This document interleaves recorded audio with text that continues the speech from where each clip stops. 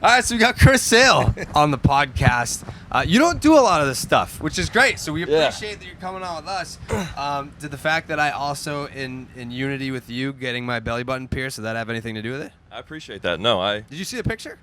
No, I did. I thoroughly appreciated the support. Yeah. You know, obviously, you either went left or right. On with that story, and appreciated where you guys took it. That was really fun. I mean, it was just like, you know what? If he's gonna go out and do it, and it's gonna get infected, then I'm going down with him. Like that was just like the the Boston mentality. We're all in this together. Yeah, 100%. So you are obviously the most competitive person I think I've ever seen in my entire life. But like I've talked to you away from the field a bunch of times.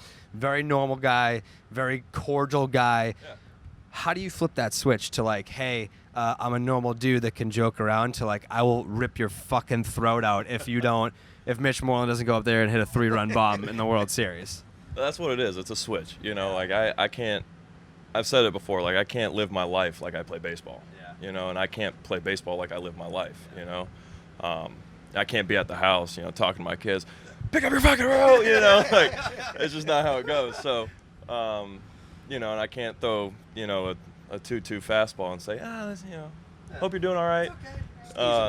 So yeah, you know, there's definitely like there's a balance to it, and you know, when I'm here, you know, it's a certain thing, and when I leave here, it's, you know, it's a different thing. So you just try to compartmentalize that and just be normal when you got to be normal, and compete when you got to compete. Yeah. So obviously the White Sox, Red Sox media markets are completely different.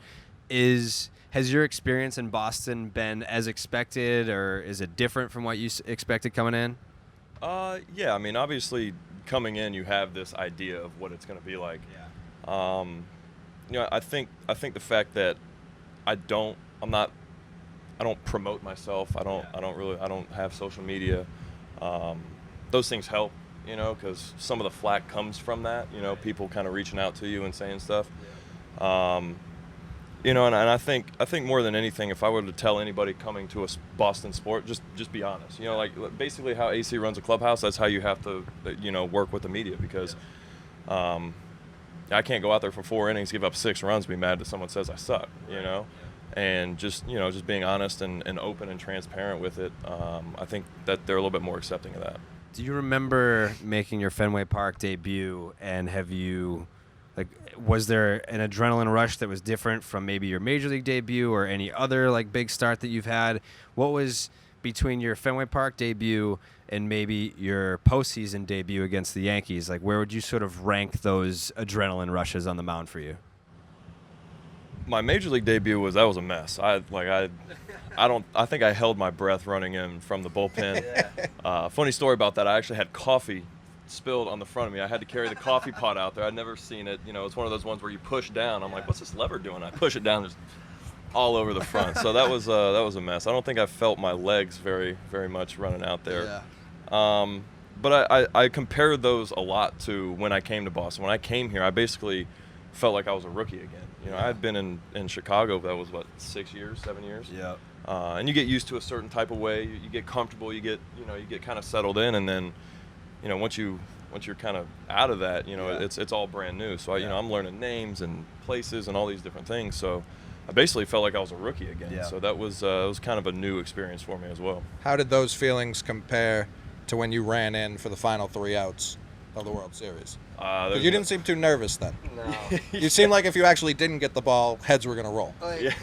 Before you answer that, so I was there. I was 5 rows from the field, first base side. Mm-hmm.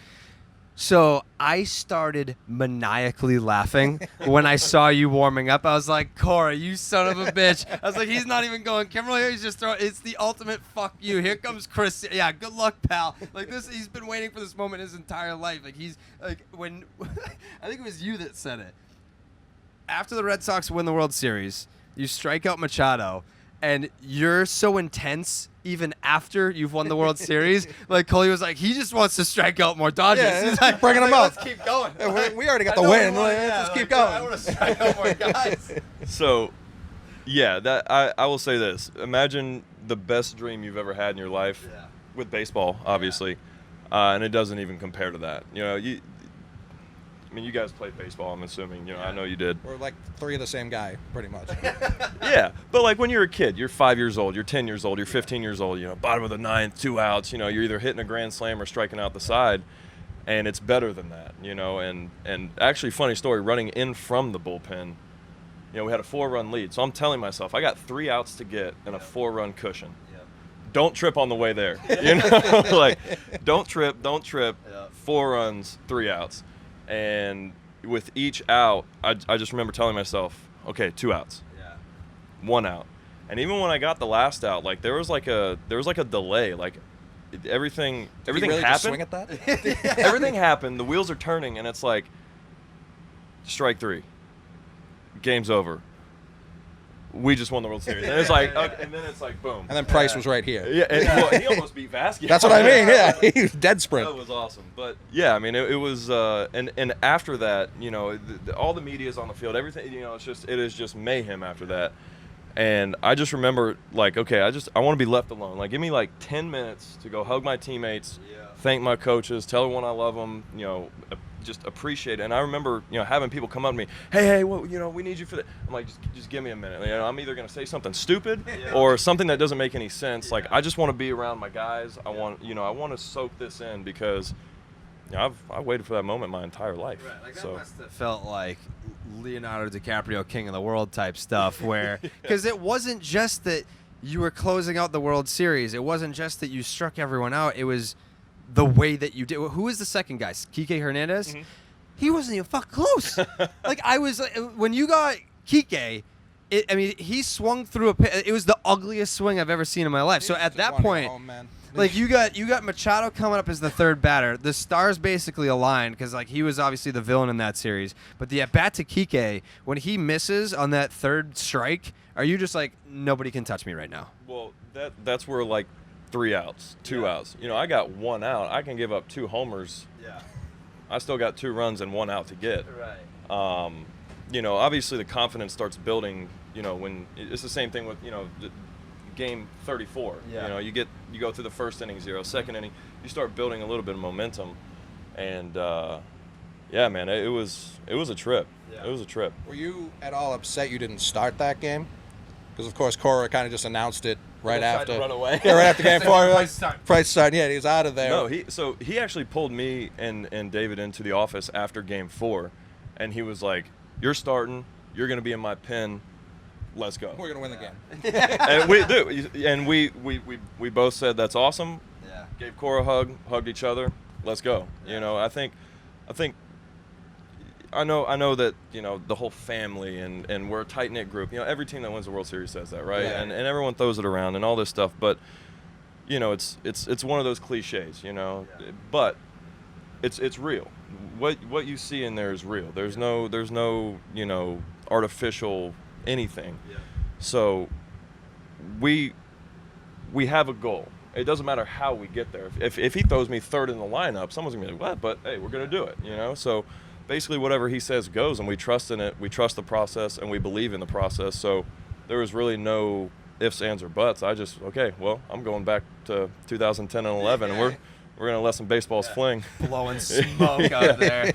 Speaking of which, does it annoy you at all, like the obsession over velocity? Like everyone's sort of like looking at, oh, he's throwing 94, like what's going on? Or it's like, he's throwing 100, he needs to dial it back. Like people obsess over. Well, it's a double-edged sword, right? Because if I go out there and I throw 91, someone's gonna say something. Yeah, what's wrong?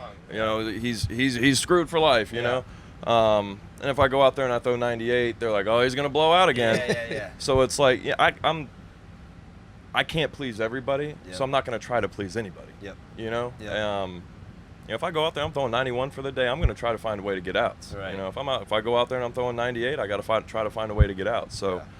Have you noticed like a trend with that? If you do go out there, I remember there was like a start against Baltimore and it was really shitty out that day, and I think you were throwing like your fastballs were registering as changeups, and everyone was freaking out. That felt really good. Yeah, that felt real good. Yeah, and everyone was freaking out, and it's like, have you found a correlation between factors and velocity? When it's 12, I'm not throwing hard. Yeah. Yeah, but I mean, for me, with even going back to Chicago. Because didn't they tell you to like kind of rein it in a little bit? Like you're just as good with like 93, 95. Yeah. You don't need to blow 100. Yeah. So and that was a big part of that was Don Cooper. You know, in Chicago, he my first year as a starter, you obviously go through ups and downs and trying to build up and all these things. And I had a couple starts where it was my first year as a starter. I'm starting to rack up innings. I got a little dead arm.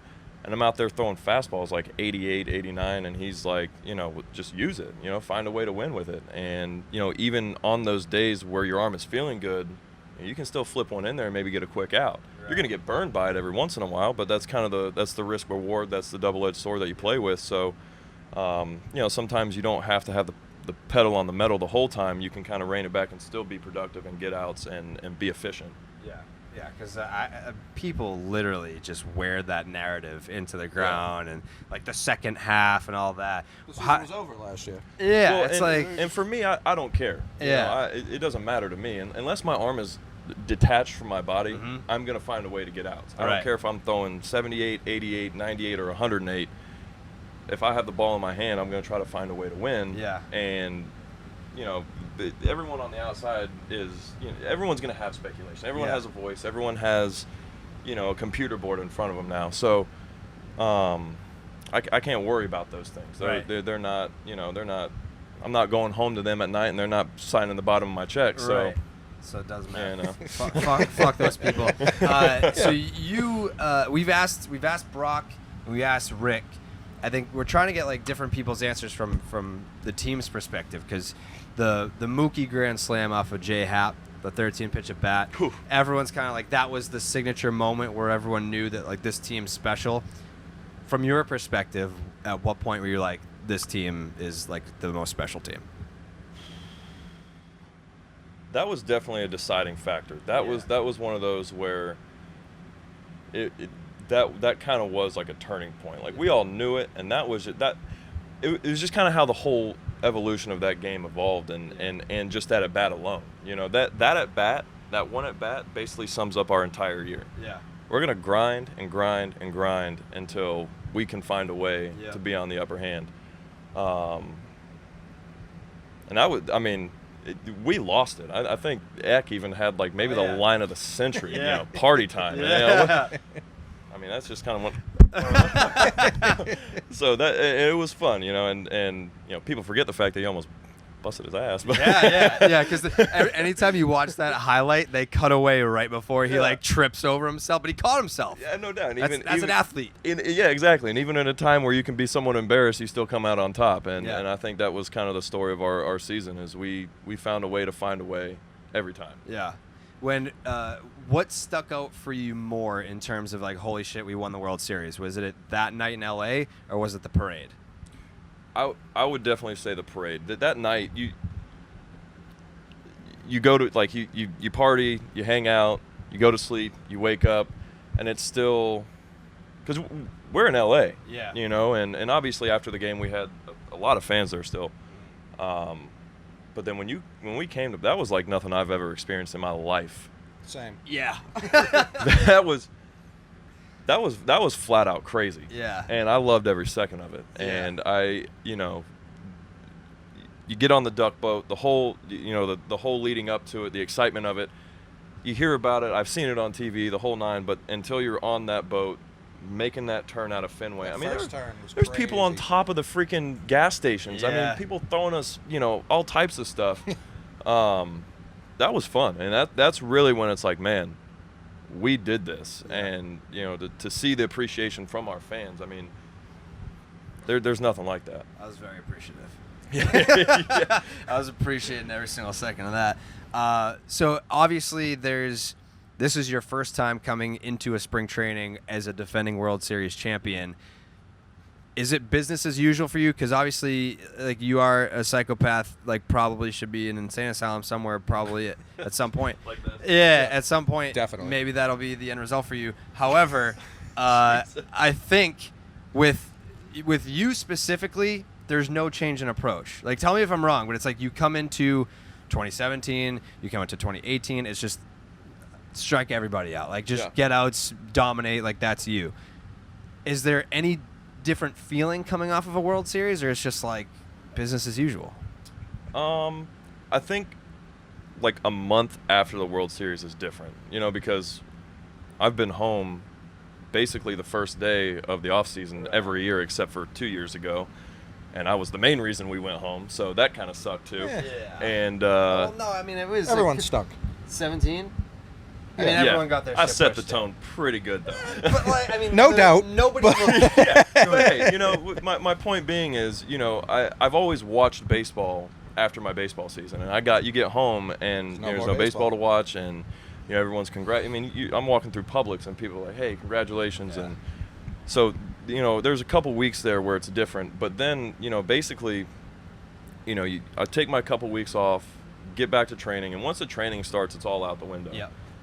Especially once January, because like right now we're defending world champions, but we're not World Series champions anymore. Right. Like that was last year. Yeah. So for me, you kind of gotta pivot into, okay, we got to work, because it's not going to be given to you. We found that out last year. You got to grind, you got to work, and it's not easy. So once the first of the year hits, that's really when it kind of that pivot hits, and it's like, okay, now it's go time. So first of the year, are you a big New Year's Eve guy? Did you happen to watch New Year's Eve on TV? Like, do you watch the ball drop on TV in New York?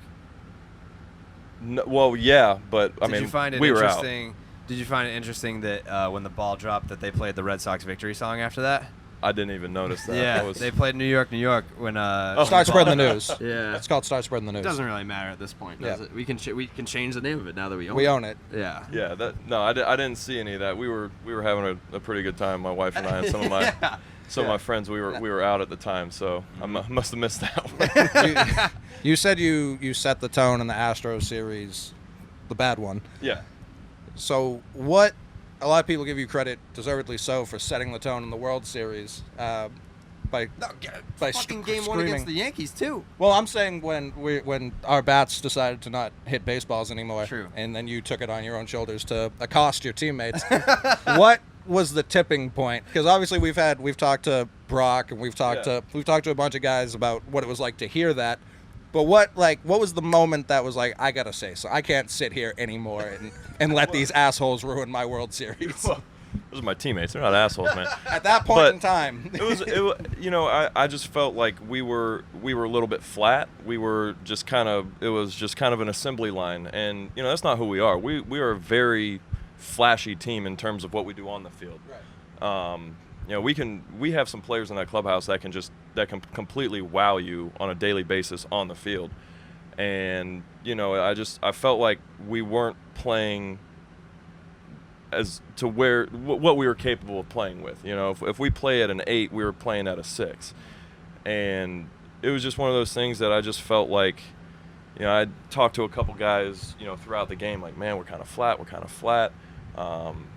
and we weren't really taking charge like we usually do, and I don't know, I just lost it for a second. Yeah, I mean, and you just it happened, and you get done with it, and you're like, oh boy, oh boy. Well, because as a fan, the Red Sox for some reason cannot win a World Series until someone yells at the rest of the team. We had Ortiz do it, and now you've taken that mantle. So this year, when you're back in the World Series, maybe just do it game 1. Yeah. Just get it out of the way. Maybe I'll just light a little fire in the in the dugout. A small controlled fire. That's fine. Yeah, for sure. But that was definitely, I'm not going to take any credit for that, because Mitch hit the home run. He wasn't even there. Yeah. It's like, oh, you were yelling and Mitch wouldn't hit the home run. Well, he was going, and he was hitting the cage. So I can't. I take. I'm sure he heard about it, though. Yeah. One of the questions that I've been asking, like a lot of the guys on this tour specifically, I don't even know if you would even want to do this. So I've been asking pitchers. You have your pitch repertoire. Okay. You can trade one of your pitches, so you lose it, but you can trade it with anyone else's in the league, and you get theirs. Current. Yes. That's a good question, Joe. I'm definitely throwing out the changeup. Yeah. You don't want to blow 100 and have the best slider in baseball? It's like, I'm either taking Eddie's changeup or DP's changeup or Nate's cutter. Ooh. Ooh. Yeah, I would actually probably go change up for Cutter because Yeah. Cutter's like the new like Everyone's that's doing like the it. kryptonite, Yeah. you know. So Only the cool and kids are doing it. yeah, and he's got one that's harder than my fastball. So Like, how cool is it to sort of like look around the rotation and be like, Cy Young, like Eddie's up and coming. You should have like 5 in the trophy case, and then a guy like Nate who blows 102. Like, how cool is that to be like, you know how special you are, but then you look around, it's like these are fucking guys as well. well, not only that, but just the work ethic. You Yeah. know, if you come here early in the morning or you know before the game starts, these guys are training like madmen. You know, and the focus, the dedication, the work that they do in the bullpens, you know, everything in the weight room and the training room, everything. I mean, Nate is a specimen. Yeah. He's on a different planet I've never seen before. You know, obviously, you know, everyone else works really hard, but I think if you ask everybody, he's different. Yeah. But it's fun, you know. We make it competitive. We have fun with each other. We got a couple things going now that you know we do on certain days for fun, just to have some fun and keep it light. Such as? Yeah. Well, this was very uncomfortable for me Yeah. to do, but we go cut off sleeves in the gym. Okay. Sun's out, guns out. I mean, you take a look. I'm definitely on the bottom of the totem pole there. But you own it. Yeah. Oh yeah. Yeah. And it's for the squad. So you know, just some other things. You know, working out with each other. You know, competing, pushing each other, and just kind of making the competition fun. Now, everything's been like bright and cheery around this team. What concerns you about this season? Because obviously you pretty much brought the same exact squad back. Like, Yeah. is there any concern just being complacent? Or are you just like, no, we're nasty? I don't think there's no complacency. I mean, we're over here on the backfields. We're doing ground balls with the infielders. We have our manager out there turning double plays. Saw that. He's running the bases. I saw him today. He was turning a double play with Pedroia, and at second base, he like flicked it under his legs to first base. Yeah, Teaching it's- bad mechanics. But it keeps it fun. It Well, of keeps it course. light, Yes. and it's like, okay, let's make it faster. And the infielder's like, okay, let's make it faster. It's not one of those things. It's like, oh god, you know, like we enjoy getting better in the process of trying to get better. Yeah. The only thing that can, you know, we have a bigger target on our back. I don't really. That's not really a concern. That's Yeah. more of a motivational piece to kind of launch off of. You know, I mean, I don't think there's any black hole anywhere. You know, and you know, obviously the numbers are there. You know, no one's repeated in a long time, but. You know, there have been teams that have gone to the World Series 2 years in a row. Yep. Dodgers. They haven't won it, but you know they've been there, Yep. and that's half the battle is just getting there. Once Yep. you get there, you have a fighting chance. Sure. So I you know that would be probably the only thing, but you know I think we have a group of guys and a coaching staff and training staff and top to bottom that actually believe that we can do this again. Yeah. It's not going to be easy, obviously, but I think we're. It might. It Honestly, looked pretty That's pretty easy. Well, last year. from afar. It was Yeah, I pretty was good. gonna say from the outside looking in, but no, we have a bunch of guys that are going to be enjoying that process and enjoy the challenge. We're a big nickname podcast. Oh boy, And I mean, like, we don't necessarily have one for you. Like, Baseball Reference has you listed as Stickman. I've never heard anybody call you that. no, it's terrible. It's Feels fake ins- life. feels insane. Do you have one? Like, does someone in the clubhouse have one for you? Is there one that's like universally used? The only nickname I've ever gotten was Sailor, just because you just kind of add an R. That's out. That's Yeah. out. Yeah. So I don't know. I mean, you guys are pretty good at coming up with Yeah. with nicknames. I Pretty really- Ricky Raindrops, you know. Big porch. Big Yeah, Porch, I- Ricky Porch Lights. We basically just give him nicknames. Yeah.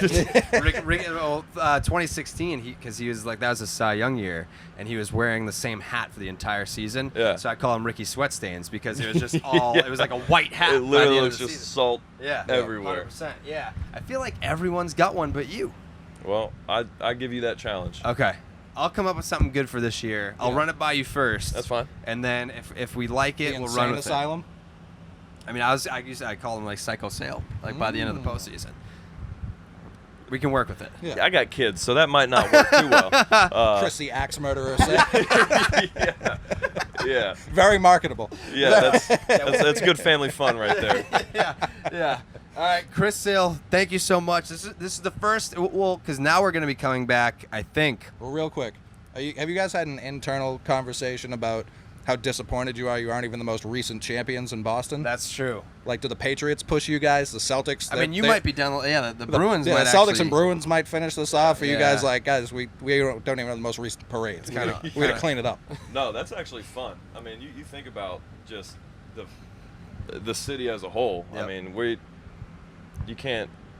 Boston fans don't have much to complain about right now. No. Listen, it costs a lot of money buying all this these World Series has. It's $50. I No got two of doubt, them. and going to the game. I mean, Yeah. I mean, I got to take and- the day off from work to go to the yeah. parade. Yeah. We obviously appreciate it. I mean, It's they're money out of my pocket. yeah. you So know? we appreciate it, but I think it's fun for the fans. You know, being able to. It's all right. Oh, It's all right. well, I got to take next Wednesday off. Got another parade. Yeah. You know, but. Yeah. And I mean, it's freezing out for the Patriots parade. Yeah, theirs wasn't exactly warm. I was- You were hammered. Well, it was actually pretty nice that day. It was like in the 50s, right? I don't remember. Yeah. Yeah. That was, Parade's a parade. that was tough. Did you see any of that footage of Coley and I in the parade? Ours or theirs? Yeah, yours. Oh yeah, yeah. Yeah. We didn't do the Patriots one. No, we didn't get invited. That's Pretty rude. Yeah. Pretty Well, rude. they're in a different class though. You know. I mean, yeah, It's but close. it's honestly though, the Red Sox now have 4 in my lifetime. I mean, best moment of my life every time the Red Sox win the World Series. When the Patriots win the Super Bowl, I'm just like, yeah, like It's almost expected. And Yeah. that sounds crappy to say. I know. But like, I only get mad if they lose. I don't really get that happy if they Yeah. win. It's just you well, go that's the into- thing. Like, they can go to the Super Bowl the next 3 years, and if they lose, it's like, oh, they Yeah. were it was a horrible team. Yeah. Horrible team. Or it's You know, just like, they- oh, we should have won that game. But think about how hard it is to get to that level. You know, you gotta Talking to the respect wrong that. guys. It doesn't look that hard. Yeah, I doesn't- know, they I know, keep- right? I know. Yeah. Are you like a Patriots fan now that you're in Boston? Or Oh, like, I completely adopted that hell for yeah. sure. Hell Smart. yeah. Smart. Very Yeah, smart. very- smart. yeah. All right, so I think Coley and I, most weekends when you guys are home, are going to be coming back on weekends. We'll have to have you on again. Absolutely, But yeah. that's the other thing too. This is the perfect time to get you on because during the season, if you walk by me in the dugout, I'm like, hey, what's up, man? Like, I'm not even like I always he's. say what's up. I know. No, I'm saying like I don't even want to talk to you because it's do your thing. Like, I'm It's just gonna working like great. light a match and throw it on you when I walk by. Not even. Just like whatever you're doing, you obviously have a purpose for what you're going to go do, and it's going to work, and you're going to be great. So I don't even want to have to figure into your routine. So maybe we'll have you on I'll during say the year, no. maybe Yeah. not. Yeah. No. Maybe. It's a maybe. It's a maybe. Yeah, let me know. I'll be around. All right. Chris Sale, thank you so much. Thanks, guys.